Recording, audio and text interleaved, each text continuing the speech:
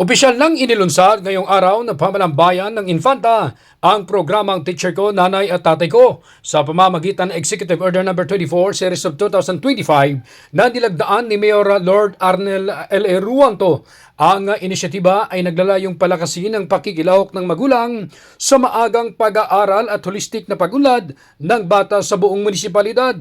Kinikilala ng programa ang tahanan bilang unang kapaligiran sa pag-aaral ng bata at ang mga magulang bilang kanilang panghabang buhay na guro. Nilalayo nitong pausayin ang foundational literacy, itaguyod ang mga positibong halaga at pausayin ang home-based na pag-aaral na may malakas na pagkikipagtulungan ng pag-aaralan pamilya, komunidad. Kasabay nito, dumalo rin si Mayor Ruanto sa isang pagpupulong ng Infanta National High School sa pangunguna ng kanilang principal na si Sir Calixto Blazo na ipinaalam sa mga magulang ang DepEd Order No. 18-2025 na siyang implementing guidelines sa naturang programa kasama ang mga magulangin kaugnay sa isinagsagawang aral program ng Department of Education. Dahil malaking tulong ang magiging papel ng mga magulang sa ganitong programa. Nangako naman ang nasabing paaralan na handa sila at positibo ang naging reaksyon ng mga magulang para maging katuwang ng mga guro na matuto ang mga mag-aaral. Ikinasa rin nito ang signing of commitment kasama ang mga imbitadong stakeholders na mismong si Mayor Ruanto ay naghayag ng kanyang suporta sa naturang aktibidad.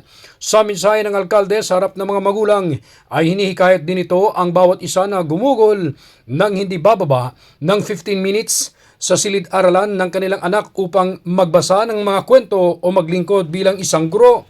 Dagdag pa ni Ruanto, ang mga lalahok sa programa ay magkakaroon ng espesyal na pribilehiyo na makakuha ng scholarship program mula sa pamalang munisipyo para sa kanilang mga anak. Yung teacher ay yung magulang o lola-lola na makita mo nagpaparticipate doon sa teacher ko, nanay ko, tatay ko program.